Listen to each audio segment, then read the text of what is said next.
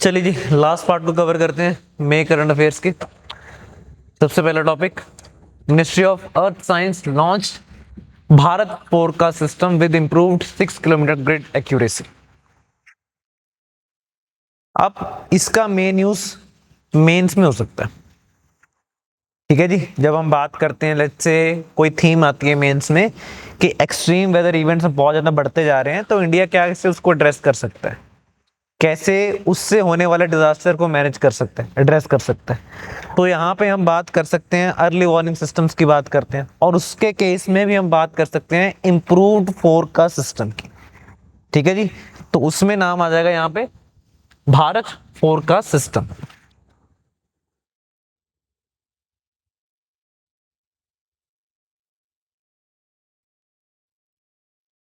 Bharat forecast system, और ये अपने आप में one of the best in world है। जब आप बात करते हैं कि 6 किलोमीटर के आसपास का ग्रिड एक्यूरेसी इसने अचीव कर लिया। मतलब ये है कि आप इसके थ्रू आप पंचायत लेवल पे भी डिसेमिनेशन कर सकते हो इन्फॉर्मेशन की। अब जब बरसात हो रही है, इसका मतलब ये तो नहीं है जितनी बारिश राजपुरा में हो रही है उतनी यहाँ पे हो रही है, ऐसा तो नहीं होने वाला। हर जगह पे अलग अलग होने वाली है। ओवरऑल बरसात होगी, लेकिन विलेज टू विलेज भी वेरी कर सकती है। और ये हमने माउंटेन्स के रीजन में बहुत कवर किया है कि माउंटेन्स की टोपोग्राफी ऐसी है, हो सकता है कि कुछ केसेस में पर्टिकुलर विलेज में ही बहुत ज्यादा बरसात हो रही है, वहां पे लैंडस्लाइड हो सकती है फिर। तो उस लेवल पे पहुंचने के लिए आपको फोरकास्ट सिस्टम भी वैसा करना पड़ेगा। क्लियर है जी? तो यहां पे आपने 6 किलोमीटर की ग्रिड एक्यूरेसी को अचीव कर लिया। इसके थ्रू आप देखोगे आप पंचायत लेवल पे भी फोरकास्ट अलर्ट्स जारी कर सकते हो, फोरकास्ट एक्सेस कर सकते हो पंचायत लेवल पे भी। क्लियर? यहां पे डॉपलर रडार्स का यूज किया जाता है। जब वेदर फोरकास्टिंग की बात करते हैं, डॉपलर रडार्स, ये प्रीलिम्स में क्वेश्चन पूछा जा सकता है।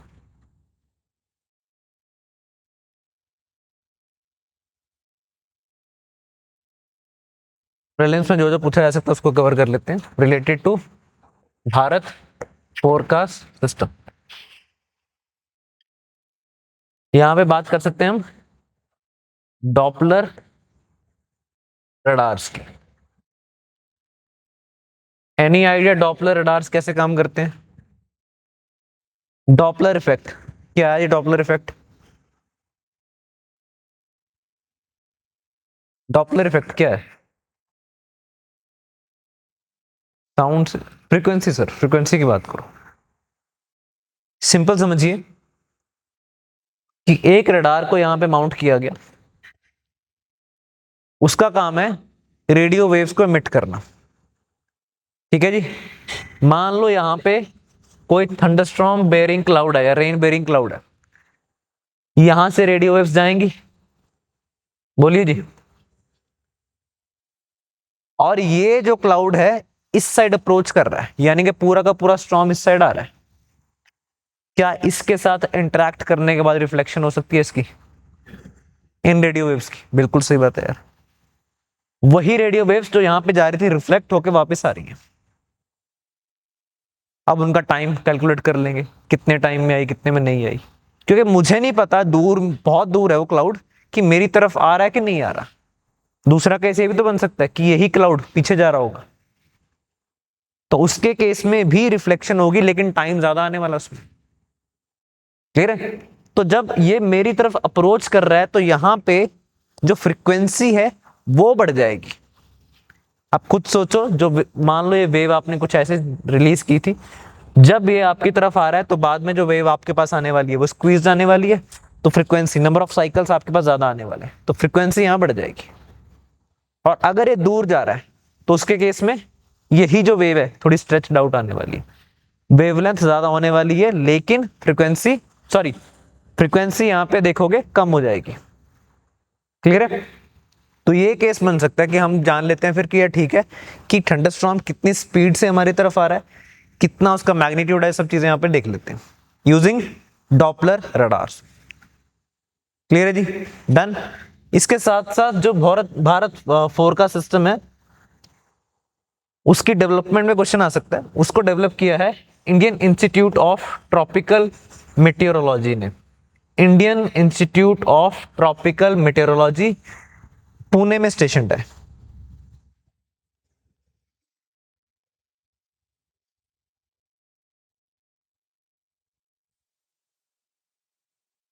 Indian Institute of Tropical Meteorology Pune, इन्होंने डेवलप किया है भारत फोरकास्ट सिस्टम। और अगर एथिक्स में यूज करना भी पड़ जाए, इस पूरे मिशन को विमेन ऑफिसर्स ने लीड किया था, विमेन टेक्नीशियंस ने लीड किया था। Tropical Meteorology Pune. और फिर कभी एथिक्स में लिखना पड़े, जब वुमेन एम्पावरमेंट की बात करते हो, तो वहां पे इस पॉइंट को लिख देना। ये जो प्रोजेक्ट था, इसको इंप्लीमेंट किया, इसको लीड किया विमेन टेक्नीशियंस ने, वहां के जो, ठीक है जी, विमेन साइंटिस्ट जो थे वहां पे, उन्होंने इसको लीड किया।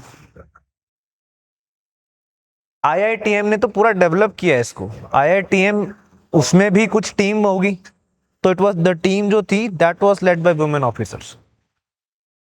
क्लियर है जी? ठीक है, चलें आगे।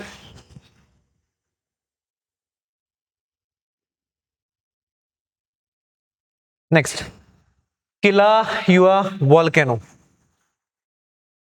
अब हम बात करते हैं नेचुरल डिजास्टर्स की वजह से भी कुछ प्लेसेस इन न्यूज आ जाते हैं।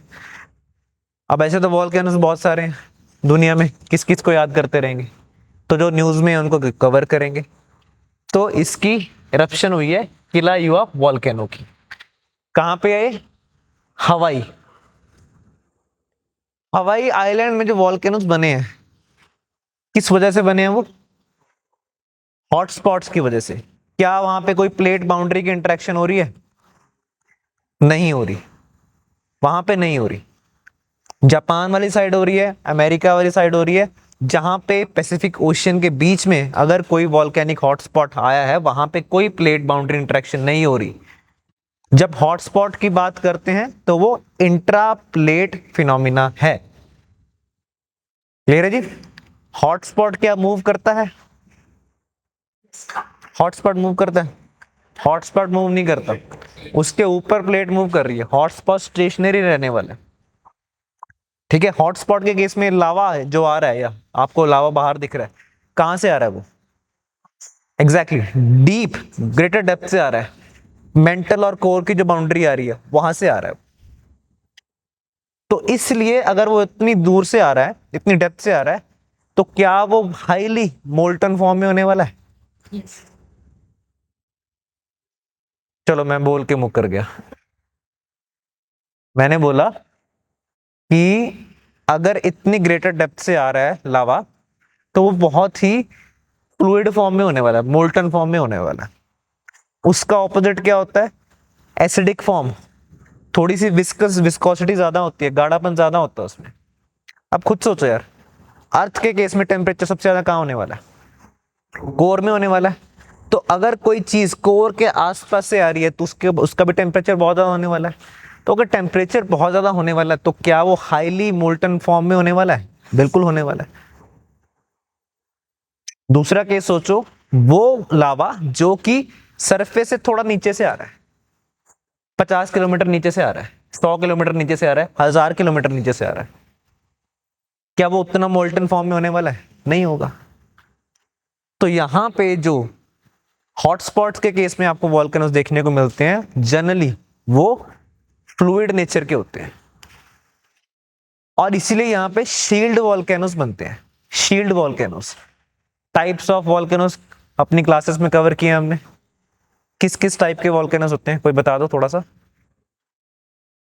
Cinder cone volcano, then strato volcano, composite बोलते हैं जिसको, और फिर बोलते हैं हम शील्ड वॉल्केनोस को। लार्जेस्ट कौन से होते हैं वॉल्यूम के पर्सपेक्टिव से? शील्ड वॉल्केनोस लार्जेस्ट होते हैं। क्यों?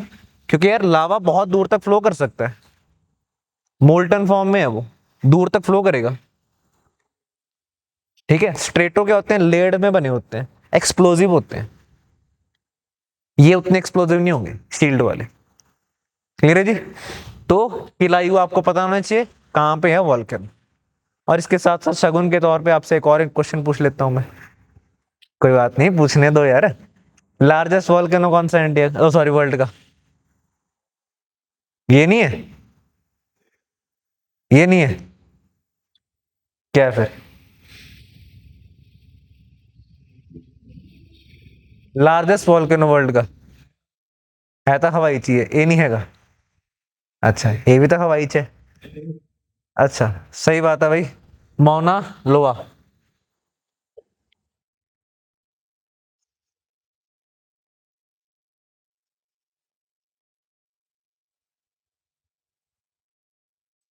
बिल्कुल सही बात है जी।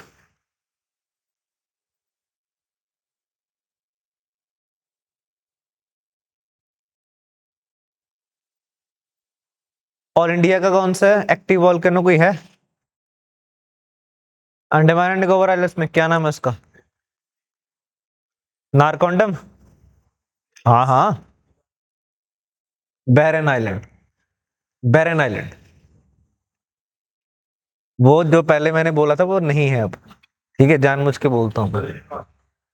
ये भी सर वहीं पे हवाई आइलैंड्स में, हवाई आइलैंड के ग्रुप्स में। हाँ जी हाँ। ठीक है जी, चले आगे। नेक्स्ट, पर्शियन गल्फ से रिलेटेड न्यूज है जी। बैरन आइलैंड, BARREN, बैरन आइलैंड।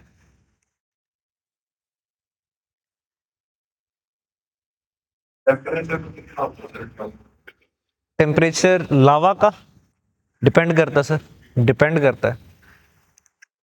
ठीक है, तो डिपेंड करता है वो कितनी डेप्थ से आ रहा है लावा। ठीक है, पर्शियन गल्फ की बात करते हैं। अब अगेन कोई फैंटेसी जा चुकी थी प्रेसिडेंट साहब की, बोलते इसका नाम भी चेंज कर देंगे। बहुत शोर मचाया उन्होंने कि पर्शियन गल्फ का नाम चेंज कर देंगे, इसको अरब गल्फ रख देंगे।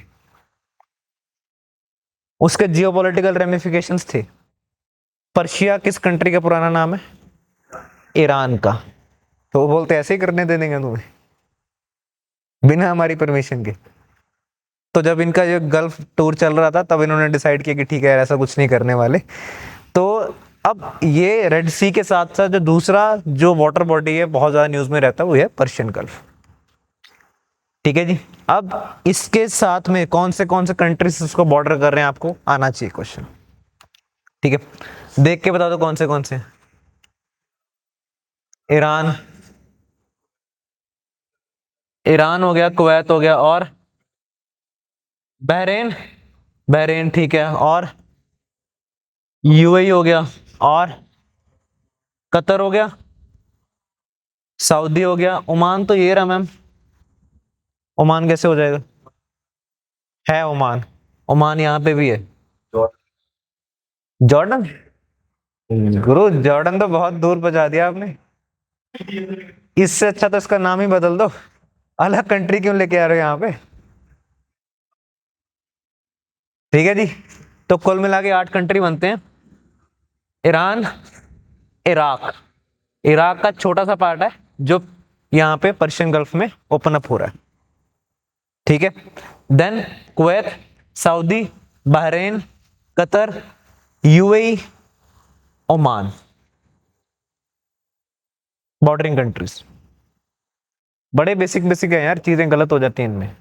मैं आपको बारबाडोस नहीं लेके जा रहा, मतलब लेके तो कहीं भी नहीं जा रहा, मतलब मैप के पॉइंट ऑफ व्यू से वहां नहीं लेके जा रहा। मैं ये नहीं बोल रहा कि बारबाडोस या उसके जो आपका कंट्रीज हैं वहां पे उनके आपको नाम याद होने चाहिए, नहीं।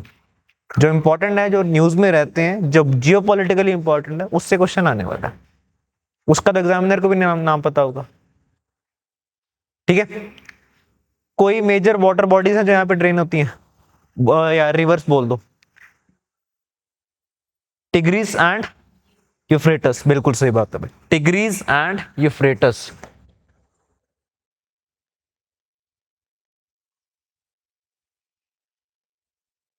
ये 2 नदियां हैं जो टर्की में ओरिजिनेट होती हैं, देन सीरिया, देन इराक।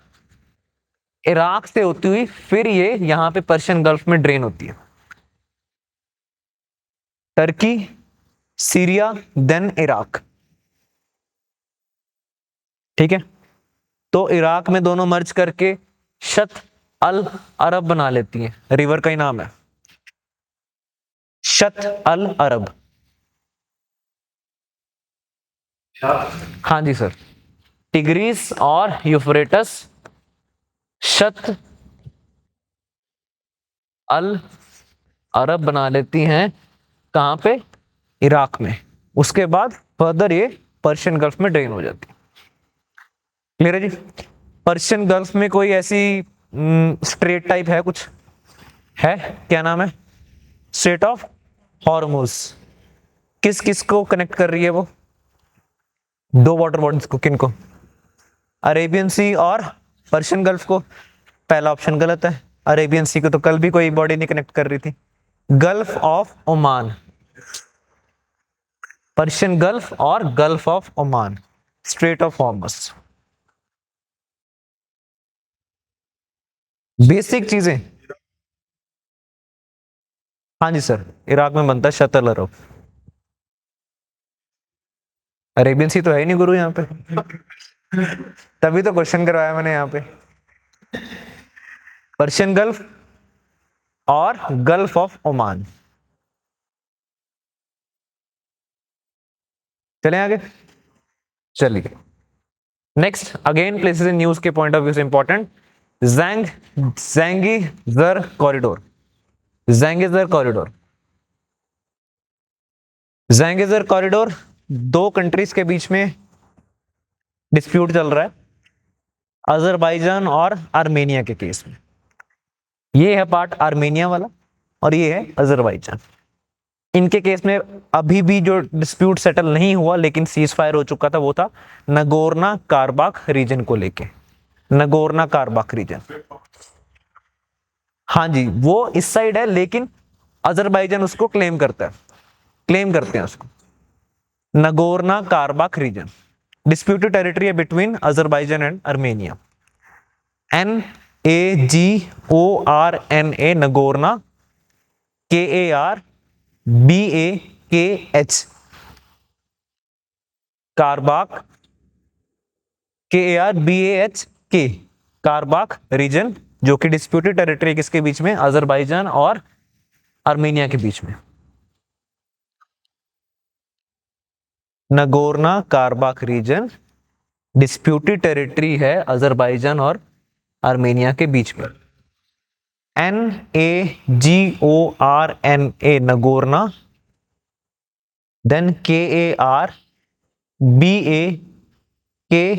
कारबाक, KARBAKH, या एच की जो भी है देख लेना, अपना स्पेलिंग में मैच कर लेना। वो तो एक लड़ाई का झगड़ा यहाँ पे चल रहा था, 2020 में उसका सीज फायर भी हो गया, तो आजकल उतना न्यूज में नहीं रहता, ठीक है। लेकिन इन दो कंट्रीज के बीच में हॉस्टिलिटीज चल रही हैं आज भी। तो यहां पे एक जगह को प्रपोज किया गया जिसको हम बोल रहे हैं ज़ैंगीज़र कॉरिडोर को, यहां पे ये रहा, जिसके तहत बोला गया कि अजरबैजान को कनेक्ट कर दिया जाएगा वाया टर्की, क्योंकि ये जो कॉरिडोर है ये आर्मेनिया के कंट्रोल्ड बाउंड्री, ठीक है, उसमें से जा रहा है, पास कर रहा है। क्लियर है जी, आर्मेनिया कंट्रोल टेरिटरी है सारी है, यहां पे इससे होके गुजर रहा है, तो इसलिए इस पे डिस्प्यूट आया होगा। हाँ जी सर, ज़ैंगीज़र कॉरिडोर, ठीक है। तो इस पे अब देखोगे तो ईरान की भी कुछ ना कुछ आपत्तियां चली रही हैं, इंडिया भी इसको थोड़ा सा, मतलब अगर आप देखोगे जियोपॉलिटिकली अपोज ही करता है, क्योंकि इंडिया का कोई एक प्रोग्राम है जिसका नाम है INSTC, international north south transport corridor. बिल्कुल सही बात है, INSTC, उस पे क्वेश्चन भी आया था इस बार, बिल्कुल आया था। तो वो भी कुछ इसी रीजन में से निकल रहा है। वो किसको कनेक्ट कर रहा है, किसको कनेक्ट कर रहा है INSTC?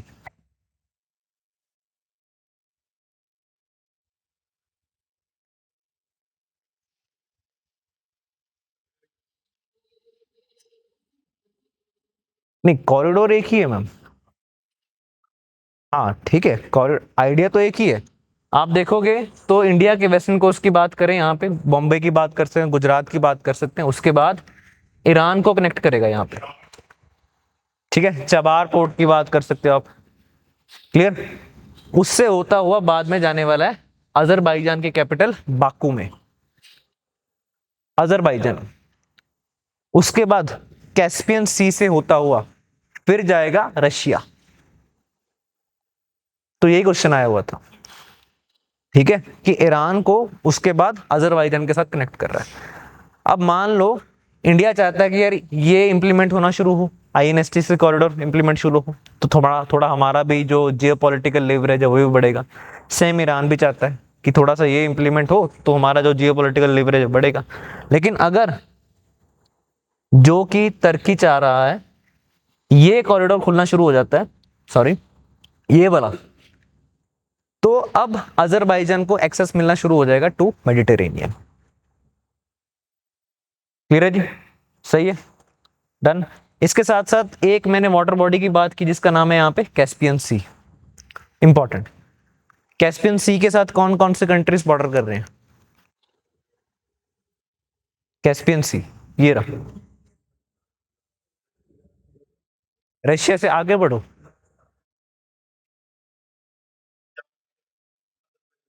और ई से क्या? टर्की, टर्की तो ये रहा मैम, तुर्कमेनिस्तान। ठीक है जी, कीरत नाम से याद रखो, कीरत नाम अच्छा भी है, याद करके रखो, इजी हो जाएगा। Kazakhstan, Iran, Russia, Azerbaijan and Turkmenistan. Clear है जी। आपका क्या नाम है? करणबीर। बाउंसर तो नहीं लग रहा, ठीक है, थोड़ा पार्टिसिपेट करो। क्लियर है जी। तो कैस्पियन सी के अराउंड कंट्रीज बॉर्डर कर रहे हैं। अब इंडिया का ऑब्जेक्शन थोड़ा सा क्लियर हो गया कि इंडिया क्यों नहीं चाहता यार कि थोड़ा आईएनएसटी से का काम है वो आगे बढ़े, ये थोड़ा मसले वाली बात है। क्लियर है, चलें आगे नेक्स्ट। अब स्पीशीज न्यूज की बात करते हैं। डगोंग,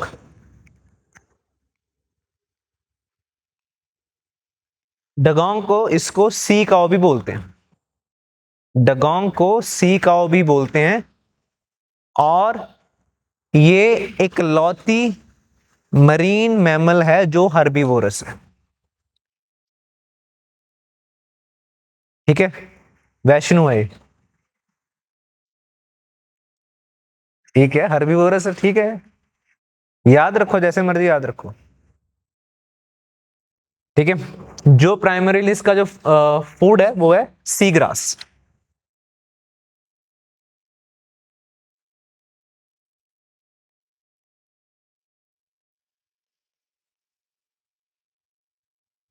इसका आईयूसीएन स्टेटस क्या हो सकता है? न्यूज तो ये बता रही है कि यार इनकी पॉपुलेशन कम होती जा रही है, आईयूसीएन स्टेटस क्या होगा इसका? Least concern. अगर लीस्ट कंसर्न होता फिर मैं कवर भी क्यों करता? Endangered, vulnerable,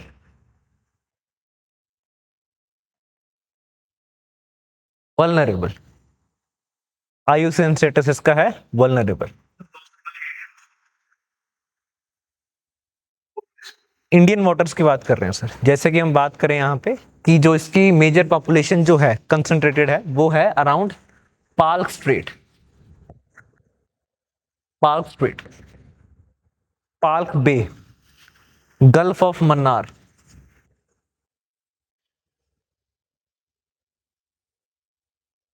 gulf of Mannar. इसके साथ साथ कुछ पॉपुलेशन इसकी अंडमान एंड निकोबार आइलैंड्स में भी पाई जाती है, एंड कुछ पॉपुलेशन गल्फ ऑफ कच्छ में भी पाई जाती है।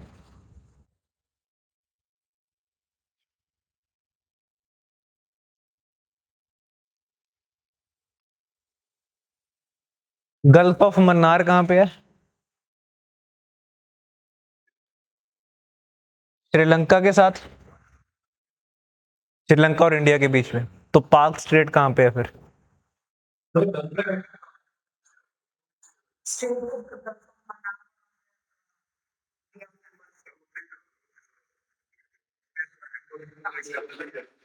चलो मान लो आपसे क्वेश्चन पूछता हूं मैं,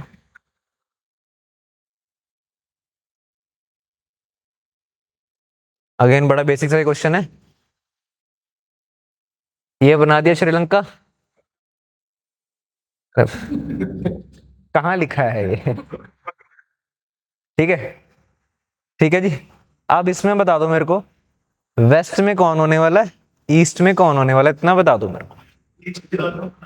ईस्ट में गल्फ ऑफ मन्नार होने वाला है। ठीक है जी, आप बताइए। ईस्ट में गल्फ ऑफ मन्नार होने वाला है। अब आप बताओ भाई, कच्चा थीवा आइलैंड सॉरी। हाँ, इतना ही पूछा है मैंने। हाँ जी, बोलिए। वेस्ट में, वेस्ट में आने वाला गल्फ ऑफ मन्नार। यस। और यहां पे आने वाली है पार्क स्ट्रेट। और पार्क स्ट्रेट किसको कनेक्ट करती है? पार्क बे और बे ऑफ बंगाल को, याद रखो, कोई गलती नहीं। बड़ी बेसिक चीजें हैं सर। ठीक है, तो हमारा जो पर्पस होना चाहिए कि जो चीजें हम रोजमर्रा की जिंदगी में सुनते रहते हैं ना, उसकी सबसे पहले एग्जैक्ट लोकेशन पता होनी चाहिए हमें। उन्हीं बेसिक चीजों से, उन्हीं बेसिक क्वेश्चंस को यूपीएससी बार बार या पीसीएस बार बार उठाती है, अलग तरीके से पूछ लेती है। डन, चलें आगे। चलो नेक्स्ट, अब इसको मेंस में यूज करने वाले हम। करंट क्या था? इसकी पॉपुलेशन कम होती जा रही है, पॉपुलेशन कम हो रही है इसकी पूरे वर्ल्ड से।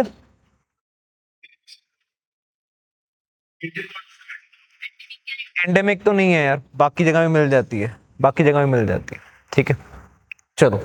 United Nations office for disaster risk reduction ने रिलीज की है report, global assessment report on disaster risk reduction. तो पहला क्वेश्चन आपसे पूछा जा सकता है कि भाई इस रिपीट को, इस रिपोर्ट को कौन रिलीज करता है? तो that is United Nations office for disaster risk reduction, UNDRR।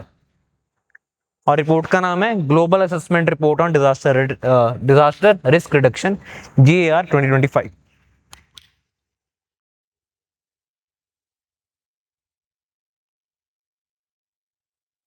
अब इस रिपोर्ट की जो फाइंडिंग्स हैं उसको हम डिजास्टर मैनेजमेंट के क्वेश्चन में यूज कर सकते हैं, मेंस में। प्रीलिम्स में सिर्फ आपको इतना जानना है कि ये रिपोर्ट किस ऑर्गेनाइजेशन ने रिलीज की है। चलें, यहां पे आप बात की गई है कि जब हम बात करते हैं, लेट्स से डिजास्टर मैनेजमेंट का आंसर लिखना शुरू करते हैं कि इम्पैक्ट डिजास्टर का क्या है, तो उसका एक सबहेडिंग बनाते हैं कि उसका इकोनॉमिक इम्पैक्ट भी है, उसका इकोलॉजिकल इम्पैक्ट भी है। तो जब इकोनॉमिक इम्पैक्ट की बात करते हैं, रादर देन एक्सप्लेनिंग कि यार उसका इकोनॉमिक इम्पैक्ट कैसे है, बिल्डिंग्स टूट जाएंगी, ये हो जाएगा, वो हो जाएगा, सीधा डेटा कोट करो ना यार। डिजास्टर कॉस्ट जो है globally, now it exceeds $2.3 trillion annually. सीधा इकोनॉमिक कॉस्ट। और एग्जांपल दे देना या रिपोर्ट का नाम लिख देना कि भाई ग्लोबल असेसमेंट रिपोर्ट जो थी ऑन डिजास्टर रिस्क रिडक्शन 2025 के मुताबिक डिजास्टर की जो कॉस्ट है ग्लोबली वो $2.3 ट्रिलियन को एक्सीड कर चुकी है। चल जाएगा काम, चल जाएगा। ठीक है जी, उसके साथ साथ ये ज्यादा इंपॉर्टेंट है, इसको उतना अच्छे से इन्होंने कवर किया नहीं है कि लोअर डेवलप्ड कंट्रीज में कैसे होने वाला है, इसका कोई और सनसनीखेज डेटा लेके आएंगे कभी और। इसको अभी के लिए सिर्फ इतना लिखो, राइजिंग डिजास्टर कॉस्ट, और वो भी किस में? इकोनॉमिक इंप्लीकेशंस में।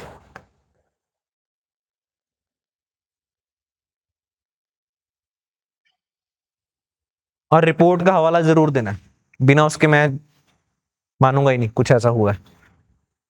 ठीक है जी, चलें आगे। चलो, अब बात करते हैं अगेन, जब हम एक पॉइंट लिख रहे होंगे कि यार डिजास्टर रिलेटेड जो इंफ्रास्ट्रक्चर होता है उसमें इन्वेस्ट ही नहीं कर रहे हम, हमारी प्रायोरिटी नहीं बनती, हम वो बिल्डिंग्स बनाना ही नहीं चाहते जो डिजास्टर रिस्क को रेजिलियंट कर, मतलब रेजिलियंस हो उसको, अर्थक्वेक प्रोन ना हो वो, वैसा कुछ इंफ्रास्ट्रक्चर बनाने की बात नहीं करते हम, क्योंकि हमारी प्लानिंग में नहीं आती वो चीजें। तो उसको कैसे कन्वे करना है, उसमें यहां पे लिख सकते हैं अगेन कि भाई सिर्फ 2% ऑफ डेवलपमेंट एड है वो डिजास्टर रिस्क रिडक्शन में जाती है। सिर्फ 2% development aid globally disaster risk reduction में जाती है, बाकी नहीं जा रही। हमारी प्लानिंग का ही पार्ट नहीं है। ठीक है जी। तो यहां पे जब आपने पॉइंट कन्वे करना है पॉलिसी इश्यूज में,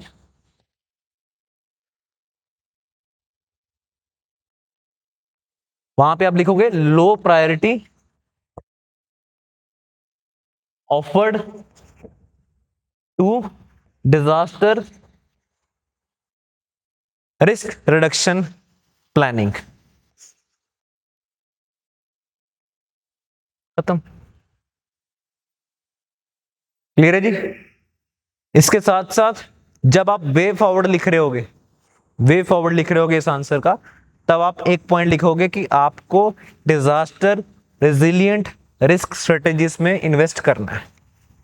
वे फॉरवर्ड में ये लिखोगे, अच्छी अच्छी बातें ही लिखनी होती हैं।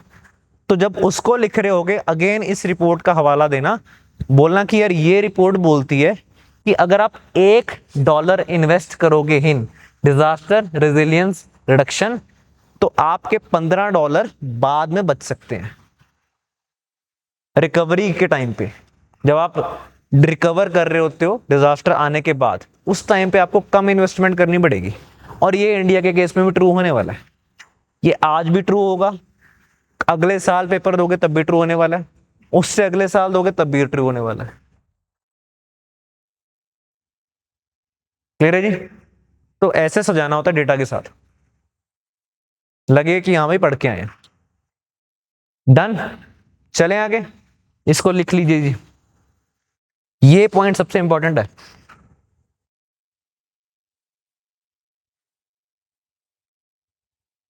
लिख लिया। चले आगे।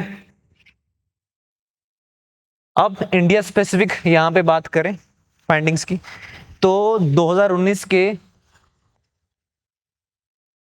साइक्लोन को कवर किया इन्होंने, जिसका नाम था साइक्लोन फानी।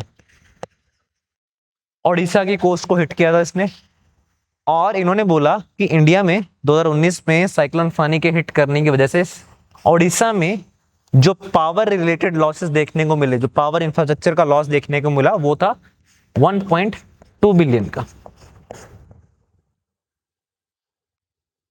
1.2 बिलियन का डॉलर्स का।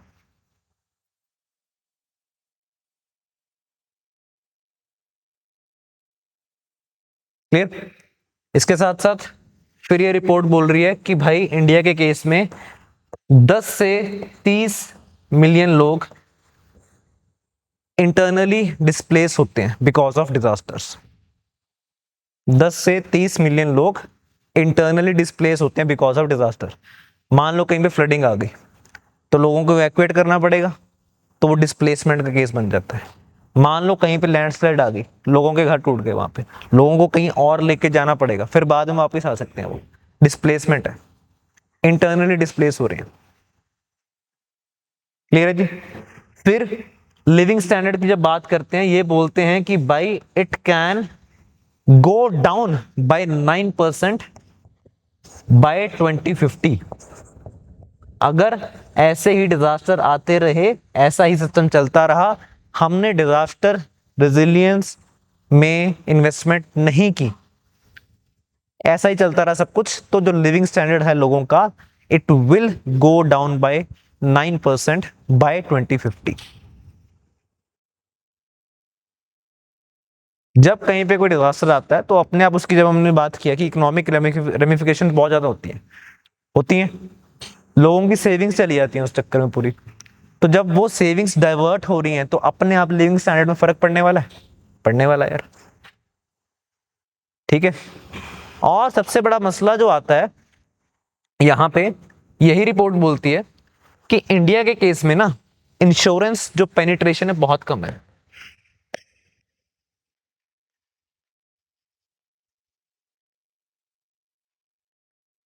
अब इसका डेटा मैंने यहाँ पे कोट इसलिए नहीं किया क्योंकि जब मैंने ये रिपोर्ट पढ़ी, इसमें इन्होंने बोला कि इंडिया में इंश्योरेंस पेनिट्रेशन है 1% ऑफ जीडीपी, लेकिन पिछले साल की जो IRDAI की रिपोर्ट है, वो बोलती है कि अराउंड 3% के आसपास है, 3.7% के आसपास इंडिया का इंश्योरेंस पेनिट्रेशन है टू इट्स GDP। सिंपल समझो, मैट्रिक है कि कितने लोग यहाँ पे इंश्योरेंस को अवेल कर रहे हैं। वो लाइफ रिलेटेड भी हो सकती है, नॉन लाइफ रिलेटेड भी हो सकती है।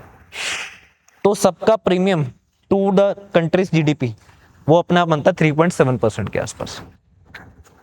ग्लोबल एवरेज है 7% के आसपास। और डेवलप्ड कंट्रीज की बात करो, यूएस की बात करो, यूके की बात करो, इनकी डबल डिजिट्स में चली जाती है। एग्जांपल, यूएस के केस में 12% के आसपास है उनकी इंश्योरेंस पेनिट्रेशन, यूके के केस में 10% के आसपास है इंश्योरेंस पेनिट्रेशन। तो हमारे यहाँ पे इंश्योरेंस को उतनी तवज्जो नहीं दी जाती। उसकी वजह से क्या होता है, जब कोई भी ऐसा डिजास्टर आने वाला है तो सीधा जो प्रेशर पड़ने वाला है वो पॉकेट पे पड़ने वाला है, और उससे क्या होगा, जो लिविंग स्टैंडर्ड है वो नीचे जाने वाला है। इंश्योरेंस नहीं करते हम उस चीज की, ठीक है। तो यूएस के केस में आपको पता भी होगा कि पता नहीं अनगिनत चीजों की इंश्योरेंस चलती रहती है उनकी। तो क्लियर है जी। तो इस पॉइंट को भी यहाँ पे लिख सकते हो।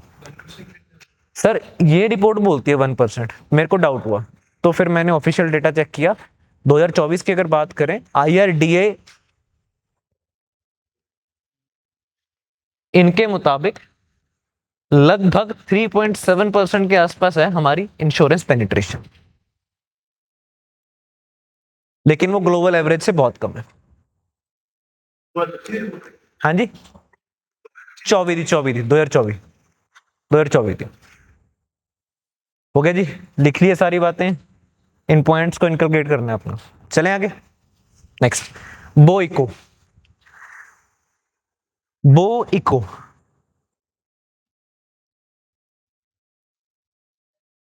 पिछले 10-15 दिन की बात है, क्या बहुत तेज तूफान आया था। एग्जैक्टली उसी की बात करनी है। तो वो इको को देखने का जो यहाँ पे ऑब्जर्व किया गया, वो किया गया in around Delhi NCR reason.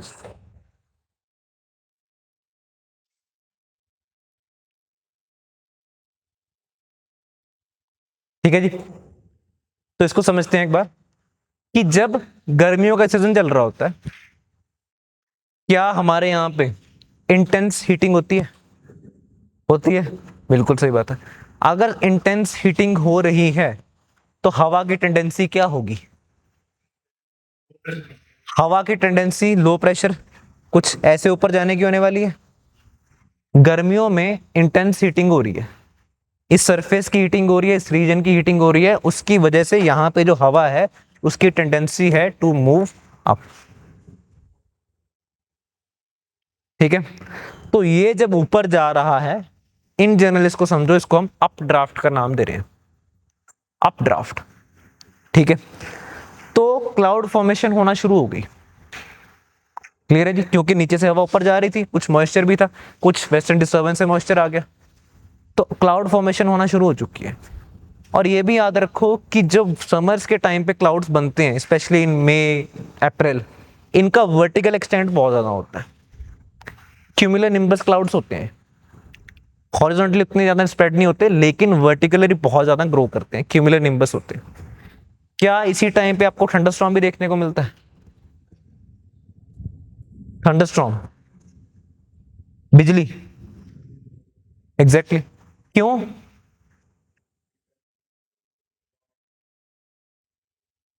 हाँ हाँ, सही बोल रहे हो, थोड़ा सा सही, उसको थोड़ा सा रिफ्रेश करो। मैं बोल रहा हूँ, अच्छा एक और बात सुन लो मेरी, कि इन जनरल जो मानसून रिलेटेड आपकी बारिश होने वाली है ना, उसमें आपको थंडरस्टॉर्म नहीं दिखेंगे। इन जनरल जो मानसून की वजह से बरसात हो रही है उसमें आपको थंडरस्टॉर्म एक्टिविटी नहीं देखने को मिलेगी, लेकिन प्री मानसून में बहुत ज्यादा देखने को मिलेगी। इसीलिए जब हम प्री मानसूनल उसकी बात करते हैं, ईस्टर्लीज इसकी भी नहीं, प्री मानसूनल विंड सिस्टम की बात करते हैं या वेदर सिस्टम की बात करते हैं, तो काल बैसाख की बात करते हैं, राइट? करते हैं, किसके केस में करते हैं? काल बैसाख, बंगाल, असम, वेरी गुड। अब उसके नाम के साथ काल क्यों लगा हुआ है आगे? काल, काल का मतलब क्या है? मृत्यु, मृत्यु, राइट? बैसाख मतलब बैसाख के महीने में। तो बहुत ज्यादा थंडरस्टॉर्म रिलेटेड एक्टिविटी देखने को मिलती है। मेरा क्वेश्चन है क्यों?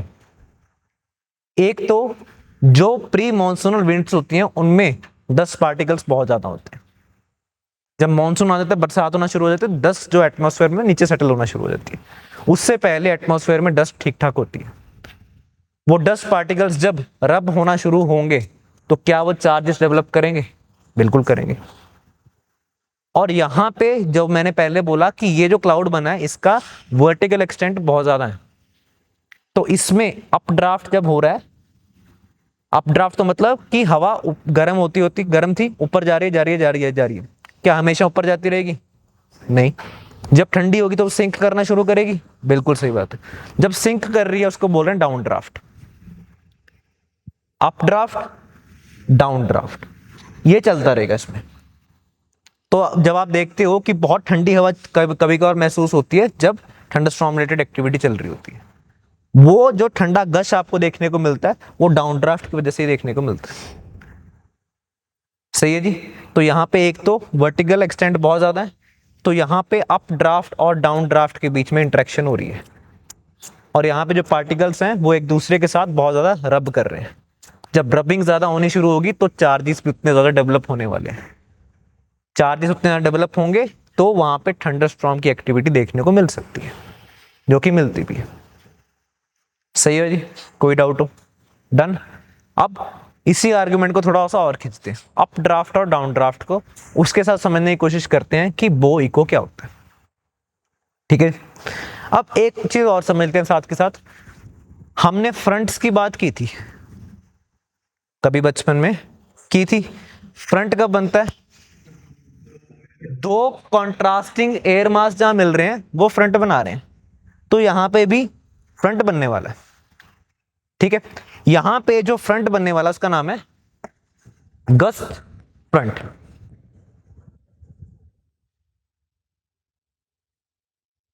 हो क्या रहा है कि भाई क्लाउड फॉर्मेशन हो गई है, अप ड्राफ्ट, हवा ऊपर जा रही है, उसके साथ साथ डाउन ड्राफ्ट, डाउन ड्राफ्ट। तो जहां डाउन ड्राफ्ट जा रहा है, जो डाउन ड्राफ्ट है वो तो ठंडी हवा होने वाली है, क्योंकि ऊपर से ठंडी होके आ रही है, वो हैवी है, सिंक कर रही है, इसीलिए इसीलिए ठंडी है वो ठंडी है। वो जहां पे आगे गर्म हवा है, क्योंकि गर्मियों का सीजन चल रहा है भाई, तो नीचे सरफेस पे जो हवा है गर्म हवा है, उसके साथ जहां पे इंटरेक्ट कर रही है वहां पे गस्ट फ्रंट बना रही है, गस्ट फ्रंट। सही है जी। दो कंट्रास्टिंग एयर मास, ये warm air mass, this is colder air mass, एक फ्रंट बना रही है, दिस इज गस्ट फ्रंट, और अपने आप में बहुत ज्यादा इंटेंसिटी के साथ ये जा रही है नीचे ये। तो नॉर्मल केस में ना सोचो यार कि ऐसे लाइन में फ्रंट बनना था कि यहां पे ये ठंडी हवा जा रही है डाउन ड्राफ्ट के केस में, और यहां पे गर्म हवा है जिसको ऊपर उठा देंगे, कोई मसला नहीं। ठीक है। लेकिन क्योंकि ये डाउन ड्राफ्ट इतना ज्यादा स्ट्रांग हो चुका है यहां पे कि ये ना कुछ ऐसे पेनिट्रेट करता जा रहा है, ऐसे जाना इसने ऐसे था, एक लाइन बननी थी, अब लाइन ना बन के ना कुछ ऐसा बो बन रहा है। इस साइड पे ये सारा डाउन ड्राफ्ट आ रहा है यहां पे, और यहां पे वार्मर एयर मास है जिसको अपलिफ्ट करते जाएंगे, तो एक बो बनता जा रहा है, बो।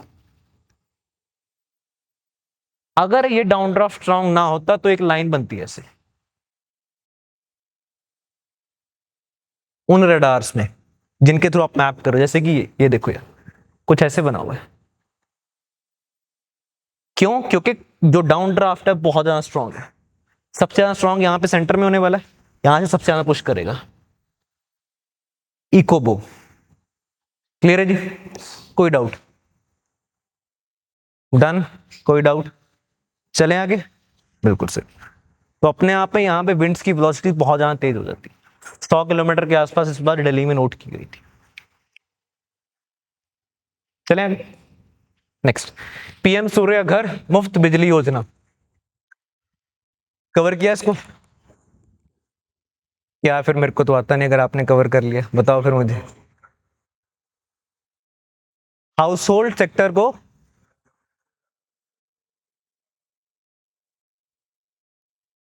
ये बोला मोदी जी ने? अच्छा, तो ये क्वेश्चन तो नहीं था कि करा दे उत्तर प्रदेश। आइडिया क्या था भाई? आइडिया है कि हमने फ्री इलेक्ट्रिसिटी प्रोवाइड करनी है 1 करोड़ लोगों को बाय 2027। ये आइडिया। फ्री इलेक्ट्रिसिटी कैसे प्रोवाइड कर सकते हैं कि यहाँ पे आप सोलर पैनल्स लगाओगे उनके घर पे, और यहाँ पे सरकार सब्सिडी देने वाली है कैटेगरी वाइज। डिपेंड करता है कि वो जो प्लांट आप पर लगा रहे हो सोलर, जो मिनी प्लांट ही है ऑब्वियसली, कितने किलोवाट का है, 1 किलोवाट का है, 2 किलोवाट का है, 3 किलोवाट का है, तो उसके मुताबिक एक सब्सिडी आपको मिल जाएगी यहाँ पे। क्लियर है जी? ठीक है। तो उसके बाद आपने जो पावर जनरेट की है उसको नेट मीटरिंग यूज करके आप आगे जो डिस्ट्रीब्यूशन कंपनीज है उनको बेच सकते हो, जब जरूरत पड़ेगी उनसे पावर खरीद सकते हो। तो आइडिया है कि इवेंचुअली आपने फ्री इलेक्ट्रिसिटी प्रोवाइड कर देनी, लेकिन यूजिंग दिस प्रोसेस। हाँ जी। नहीं सर, नहीं नहीं, यहाँ पे जो आप लगा रहे हो, जो आप जिस कैपेसिटी का प्लांट यहाँ पे इंस्टॉल कर रहे हो, कितने किलोवाट का, उसके हिसाब से वहां पे सब्सिडी अलाउन हो रखी है। कहीं पे 40% है, कहीं पे 60% है।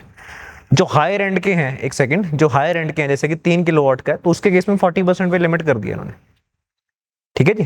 हाँ जी, बस ठीक है जी, डन।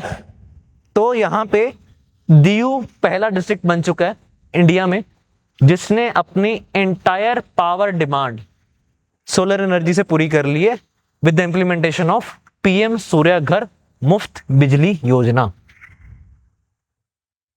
ये प्रीलिम्स में डायरेक्ट पूछा जा सकता है। तो अगर आप लेट्स से वे फॉरवर्ड भी लिख रहे हो तो डीयू का एग्जांपल हमेशा लिख के जाओ कि यार डीयू मॉडल को फॉलो करना चाहिए हमें, क्योंकि आई बिलीव इस बार क्वेश्चन आने वाला है आपके लिए कि जो सब्सिडीज पंजाब गवर्नमेंट दे रही है वो कैसे हमारे फिजिकल जो बैलेंसेस हैं उनको इम्पैक्ट कर रही है, या वैसे इन जनरल एनवायरनमेंट को कैसे इम्पैक्ट करती है। हम भी बात करते हैं 300 यूनिट फ्री मुफ्त बिजली की पंजाब में करते हैं, ये भी बात कर रहे हैं 300 यूनिट मुफ्त बिजली की। 300 यूनिट ही है इसका भी टारगेट, लेकिन the way to achieve that target is different. हम बोल रहे हैं कि हम आपसे पैसे लेंगे ही नहीं, ये बोल रहे हैं कि हम आपको कैपिटल सब्सिडी देने वाले हैं, आप इंस्टॉल करो, कोई चक्कर नहीं, उसको प्रोड्यूस करो, उसके बाद फ्री अचीव कर लो, कोई दिक्कत ही नहीं है। यस सर, बिल्कुल बिल्कुल बिल्कुल है। ठीक है ना, बिजली उनके सस्ती होने वाली है। क्लियर? डन है जी, चलें आगे। Next, Kanwal tiger reserve. Kanwal tiger reserve, अब न्यूज क्या है कि तेलंगाना गवर्नमेंट ने डिक्लेयर कर दिया है tiger corridor area connecting Kanwal tiger reserve in Telangana with Tadoba Andheri tiger reserve in Maharashtra. दो टाइगर रिजर्व हैं, एक है महाराष्ट्र में, again north east part of Maharashtra यहाँ पे, और उसके साथ ही एक यहाँ पे है तेलंगाना के केस में टाइगर रिजर्व जिसका नाम है Kanwal tiger reserve,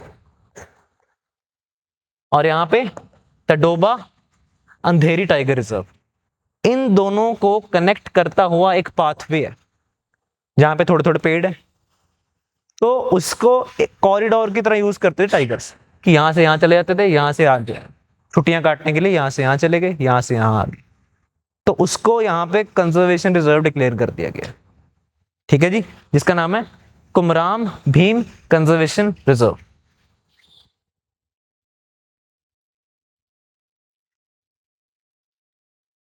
now I believe कि टाइगर रिजर्व कैसे डिक्लेयर किया जाता है आप सबको पता होगा। ठीक है, कैसे किया जाता है?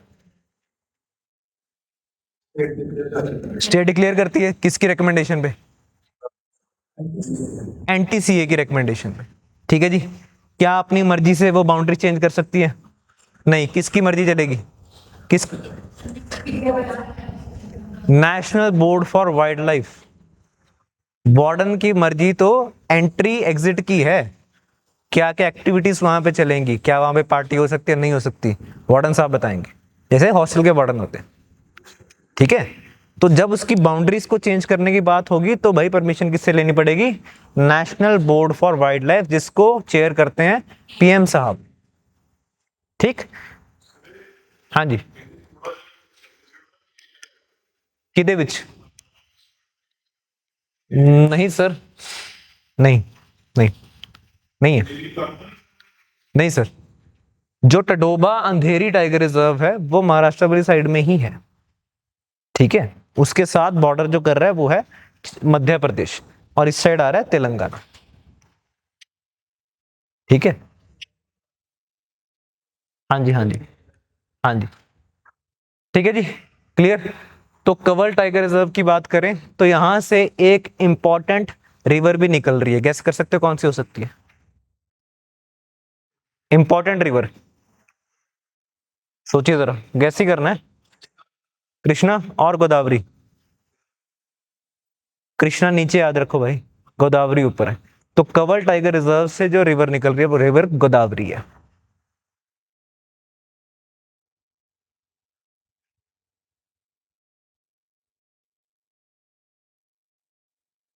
डन है जी।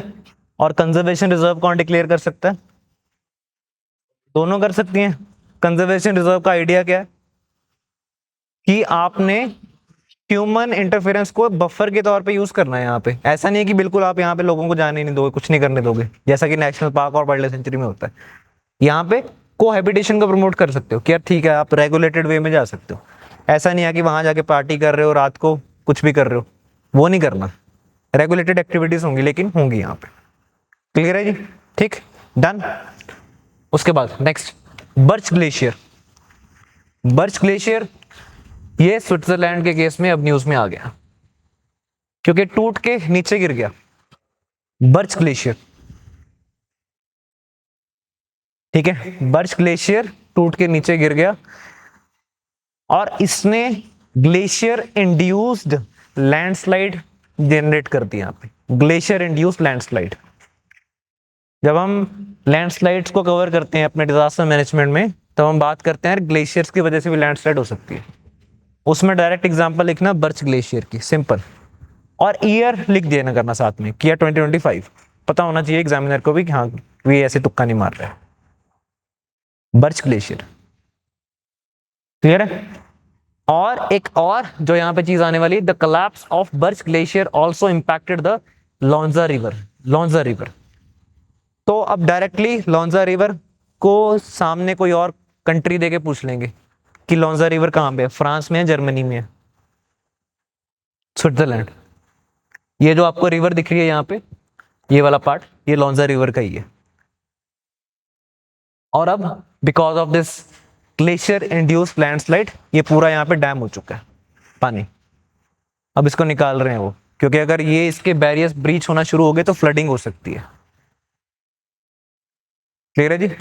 लॉन्जा रिवर आपको याद रखना है एंड बर्च ग्लेशियर आपको याद रखना है। डन, मुझे लगता है इतना ही था। Thank you very much.